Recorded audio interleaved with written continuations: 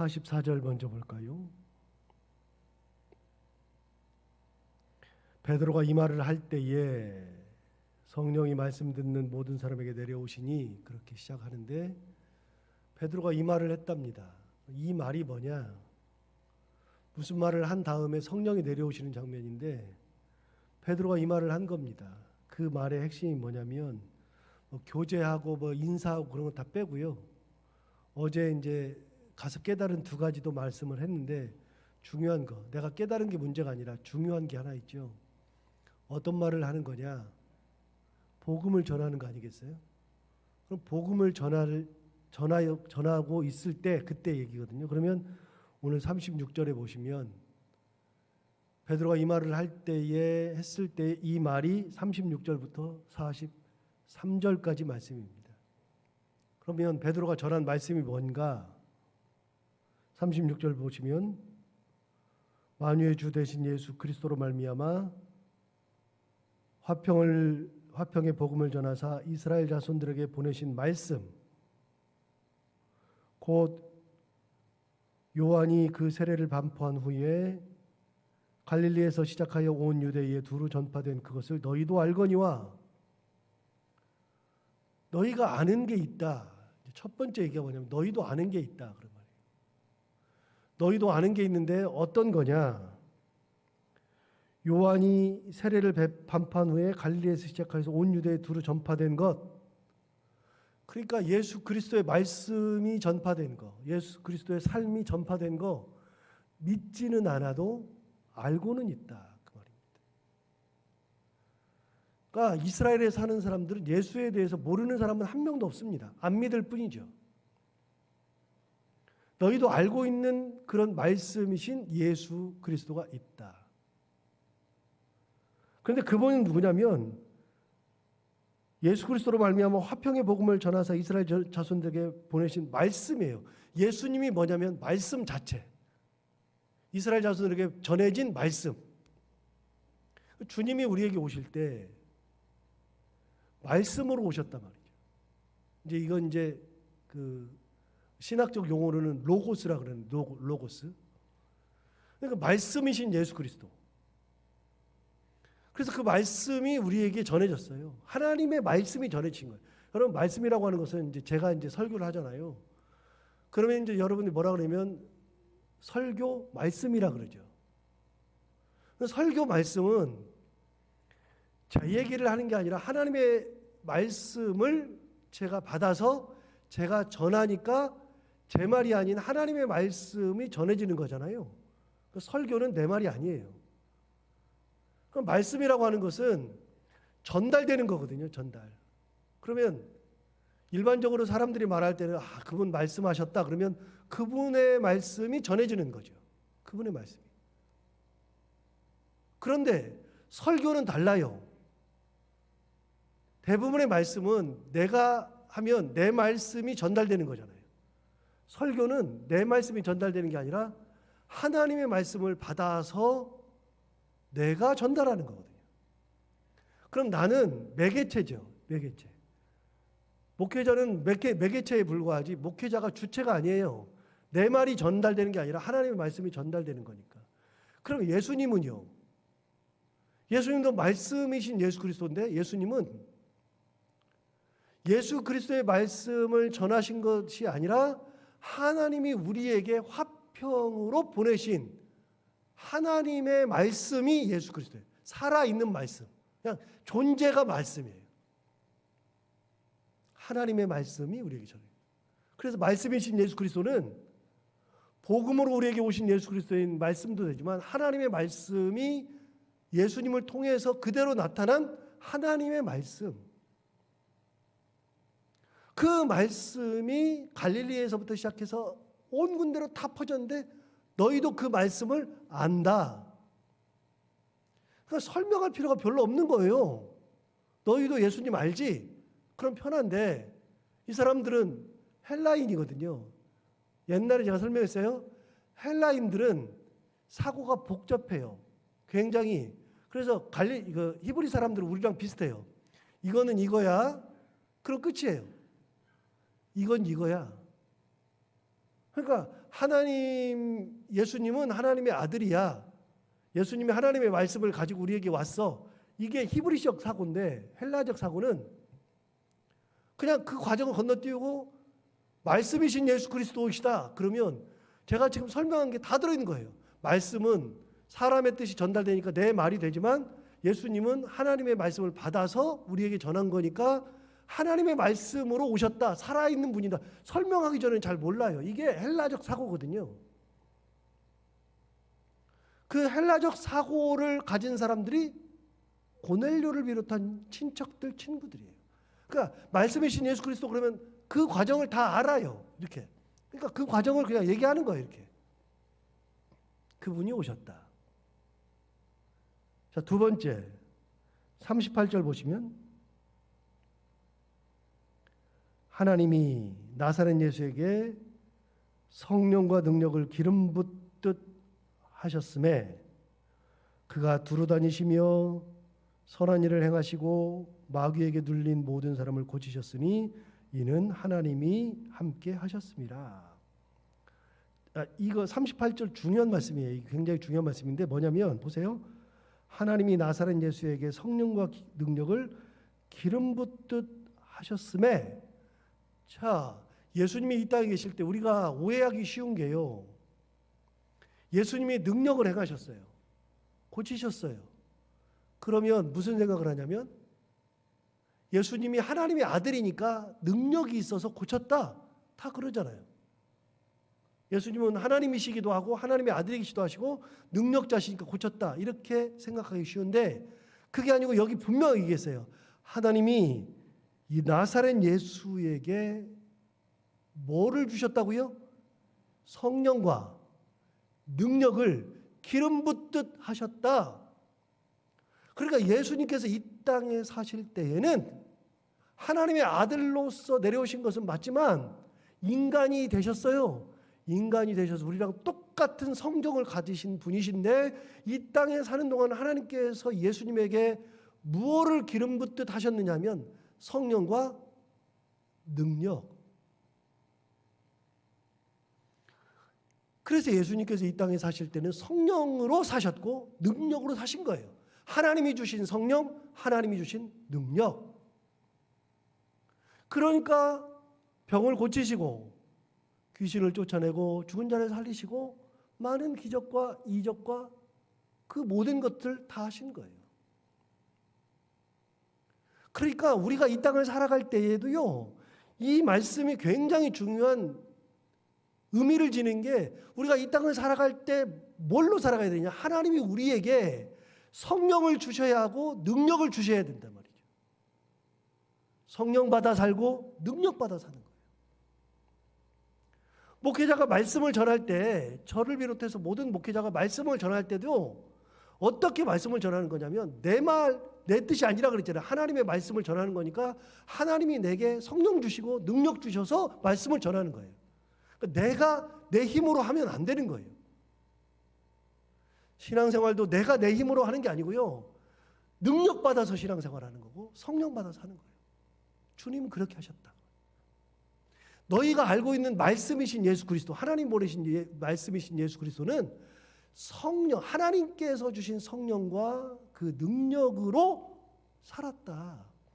그래서 나타난 게 뭐냐? 38절 다시 보시면 하나님이 나사렛 예수에게 성령과 능력을 기름 붓듯 하셨음에 그래서 어떤 일이 일어난다고요?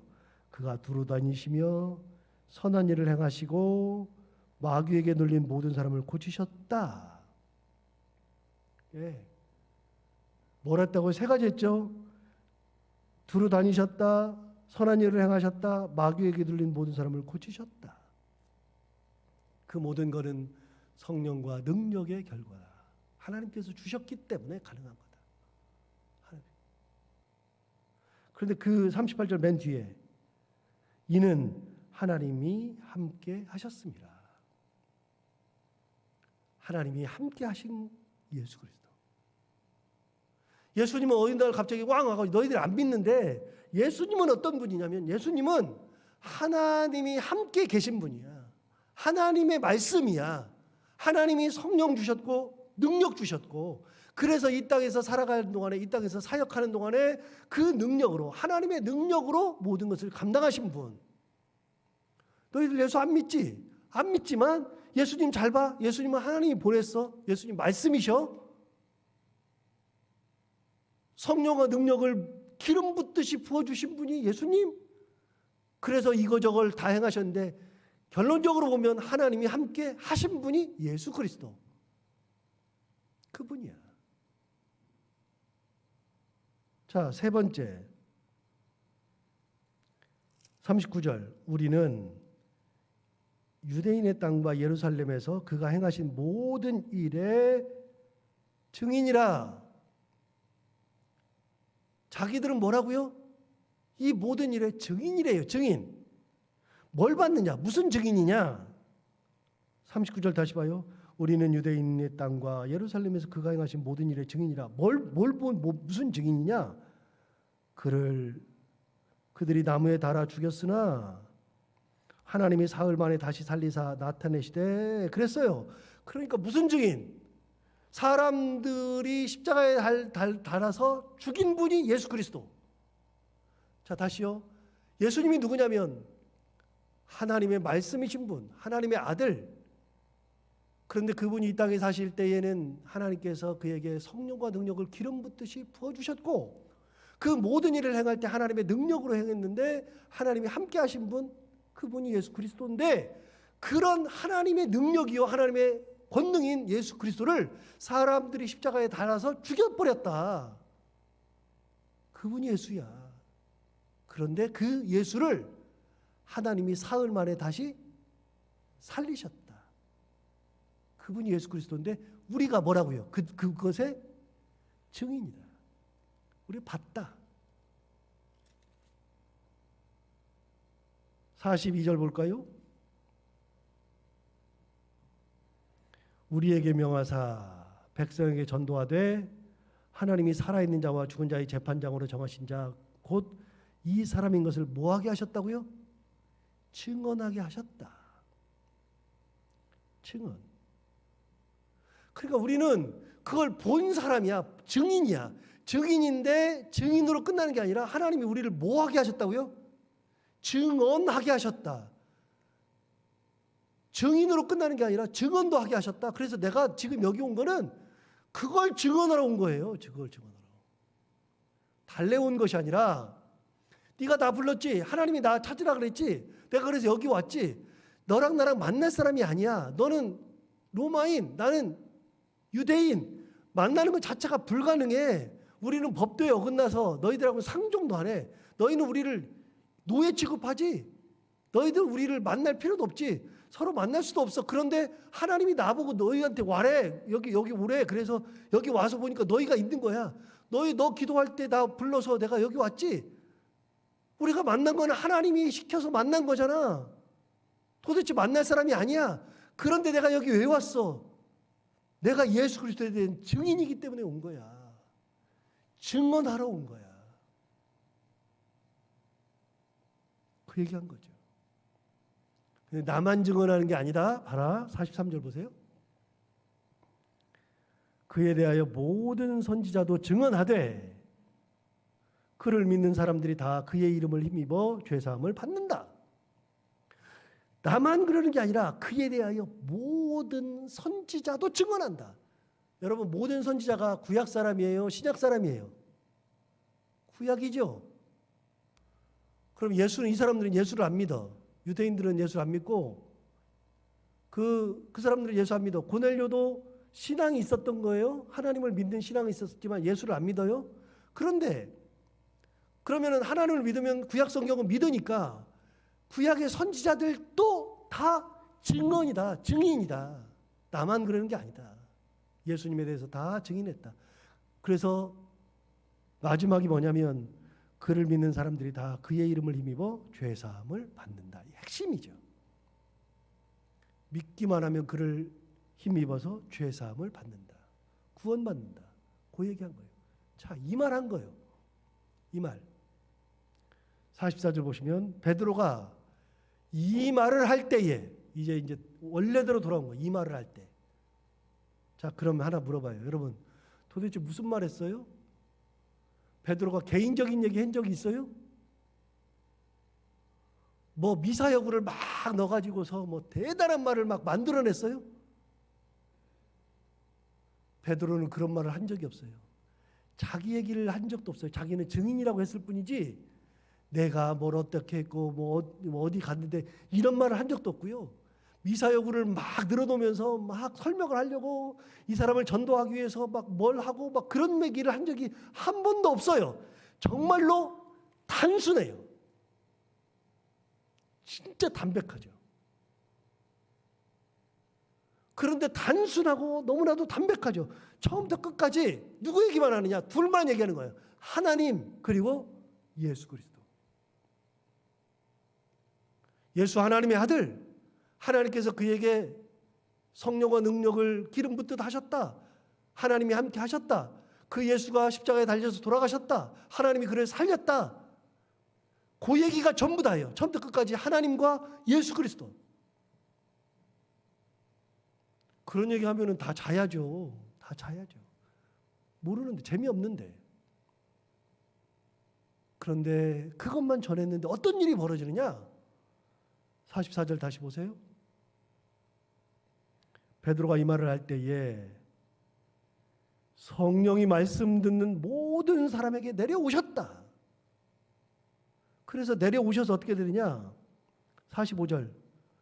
베드로와 함께 온 할례 받은 신자들이 이방인들에게도 성령 부어 주심으로 말미암아 놀라니 이는 방언을 말하며 하나님 높임을 들음이러라. 그러니까 여러분 말씀을 전했는데 뭐가 내려왔어요? 성령이 내려온 거예요. 뒤집어 볼까요? 뒤집어 볼까요? 베드로가 너희 성령 받아라. 성령이 내려와야 된다. 하나님 저 사람들에게 성령을 주시옵소서 한 적이 없어요. 그런 소리 할 필요가 없어요. 전하는 나는 하나님의 말씀을 능력 있게 능력 받아서 권능으로 성령의 능력으로 전하면 되는 거예요. 그래서 복음은 간단한 거예요. 복음은 진짜로 단순한 거예요. 너무 단순해요. 단순한데 정말 복음, 하나님의 능력이 나타나는 복음은 힘이 있어요. 성령이 나타나요. 능력이 나타나죠. 그래서 하나님이 함께 하시는 복음, 하나님의 말씀만 전해도 되는 복음. 그래서 미사여구를 많이 넣을 필요도 없어요. 말씀드리잖아요. 사도행전을 제가 연구하면서 느끼는 것 중에 가장 큰 거는 뭐냐면요. 뭐 지금 설교 우리가 하듯이 뭐 예화 들고 뭐 막 웃기고 뭐 별걸 한 적이 없어요. 여기는 그냥 전부 다 처음부터 끝까지 누가 설교를 하든지 간에 핵심은 딱 하나, 예수 그리스도. 그것만 전하는데 능력이 나타나요. 지내놓고 보니까 그래요. 모든 것은 하나님이 정확하게 전달되고 하나님의 능력을 힘입어서 예수를 전하면 거기에 능력이 있어요. 우리 삶의 능력도 어디서 나타나요? 단순해도 괜찮아요. 간단해도 괜찮아요. 우리 삶의 능력은 하나님의 권능을 힘입어 살 때 능력이 나타나는 거예요. 살 때. 여러분 기도할 때 마태복음 6장 7절에서 뭐라 그러냐면 또 너희가 기도할 때에 중언부언하지 말라. 저들은 말을 많이 하여야 들으실 줄 생각하느니라. 마태복음 6장에서 예수님이 말씀하셨어요. 기도할 때 중언부언하지 말래요. 중언부언이 뭐예요? 이 말했다, 저 말했다, 뭔 말하는지도 모르는데 왔다 갔다 하고 햇말 또 하고 막 말을 많이 하고 막 기도가 엄청나게 길고 그러면은 하나님이 듣는다고 생각하느니라. 그렇게 하지 말라 그러잖아요. 여러분 기도도 단순한 거예요. 단순한 거. 어떤 기도가 능력 있느냐? 하나님의 그 권능을 힘입는 기도. 내가 막 미사여구를 많이 넣고 뭐 별짓을 다 하는 게 문제가 아니고요. 단순해도 돼요. 그래서 그리스도인의 삶은요. 전도할 때나 기도할 때나 봉사할 때나 예배할 때나 일반 삶을 살아갈 때도 우리들은요. 단순하면 돼요. 단순하면. 뭐 복잡할 게 없어요. 우리는 뭘로 살아요? 하나님의 은혜로 사는 거예요. 예수 그리스도의 구원의 능력으로 사는 거예요. 단순한 거지 뭐 복잡할 거 없어요. 말도 단순하면 되고요. 행동도 단순하면 돼요. 못하면 못하는 거고 할 수 있으면 하는 거고, 어제도 말씀드렸잖아요. 가라 하면 가는 거고, 오라면 오는 거고, 하라면 하는 거고, 하지 말라면 안 하는 거고, 하나님의 능력을 힘입어 사는 거죠. 그 말했더니 성령 받더라. 성령. 같이 간 사람이 6명 있는데 베드로랑 같이 간 사람이 6명이 다 놀랐다. 이 사람들이 뭘 하느냐? 성령을 받았어요. 그래서 방언을 말하고 하나님을 높여더라. 방언을 말하고 하나님을. 근데 이 사람들이 놀란 이유는 딱 하나예요. 이방인들. 45절 보세요. 45절. 베드로와 함께 온 할례 받은 신자들이 이방인들에게도 성령 부어 주심으로 말미암아 놀라니. 이방인들은 성령을 받는다는 생각을 해본 적이 없어요. 야, 이방인이 어떻게 성령 받아? 그런데 성령을 받아요. 이방인들이. 여러분 이게 가장 중요한 모멘텀이라고 했죠. 이 전환점이라고 그랬죠. 왜 그러느냐? 지금까지는 하나님은 무조건 이스라엘 사람들의 전유물이에요. 우리만 선민이에요. 그런데 이때부터 예수 그리스도로 말미암아서 이때부터 이방인들에게 복음이 전파되고 이방인들이 성령 받고 이방인들이 하나님의 능력을 힘입어서 살게 되는 중요한 첫 번째 사건이에요. 그러니까 사람들이 보면서 딱 놀라는 거예요. 어떻게 저 사람이 이 성령을 받아? 말도 안 되는 일이죠. 그래서 여러분 10장이 중요하다고 그랬잖아요. 9장은 사도 바울이 사울이라는 청년이 다메섹 도상에서 예수 만나가지고서 완전히 인생이 바뀌는 진짜 중요한 사건. 10장은 이방인 고넬료가 최초로 성령 받고 그리스도인이 되는 사건. 고넬료 사건 이후로 어떤 일이 벌어져요? 복음이 땅 끝까지 가요. 땅 끝까지. 이 사건이 진짜 중요한 거예요. 그래서 사도 바울이 나중에 어떻게 돼요? 땅 끝까지 돌아다니면서 복음 전하잖아요. 막 전하고서 그러면서 이방인들이 예수 믿게 되는 결정적인 사건이 오늘 10장에 있는 말씀이에요. 고넬료 사건이. 그러니까 사람들이 깜짝 놀라죠. 어떻게 이방인들이 성령을 받을까? 받죠. 하나님은 사람을 외모로 취하지 않으시는데. 그래서 사람들이 다 놀래고 그런 역사가 일어나요. 어디에? 예수 그리스도의 능력을 힘입어 복음을 전할 때. 그렇게 할 때. 여러분 그러니까 뭐 대단한 거를 추구하고 사는 게 아니라 예수 믿는 사람들은 하나님의 은혜만 힘입어서 살면 되는 거예요. 은혜만. 말씀을 전할 때도 능력으로, 봉사를 할 때도 하나님의 능력으로, 기도할 때도 하나님의 능력으로, 그것만 하면 하나님께서 은혜 위에 은혜를 더하여서 이런 놀라운 은혜를 주신다. 오늘 이 말씀처럼 하나님의 은혜를 힘입어서, 능력을 힘입어서 그렇게 살아가는 저희들 모두가 다 되기를 바랍니다. 기도하겠습니다. 하나님 아버지, 귀한 은혜의 말씀으로 오늘 아침에도 깨우쳐 주셔서 감사합니다. 예수를 믿고 신앙이 깊어지는 저희들 하루하루 말씀을 들으면서 또 깨닫고 깨닫는 것은 하나님의 말씀대로만 살아가면 된다는 것. 뭐 복잡할 필요가 없고 아주 단순하지만 하나님의 은혜 가운데 살면 된다는 것. 그거 하나 가지고 살아갑니다. 하나님 아버지, 오늘도 우리의 삶을 단순하게 하시고 그야말로 우리가 바라보는 것은 하나님의 은혜, 하나님께서 우리와 함께 하시는 것, 예수 그리스도의 구원의 능력 바라보며 사는 오늘 하루도 되게 하여 주옵시고 그 은혜로 언제까지나 살아가는 저희들 모두가 다 되게 하여 주옵소서. 하나님 아버지, 간절히 기도하고 또 기도합니다. 병상에 누워있는 분들 하루하루가 정말 힘든 시간들을 보내고 있습니다.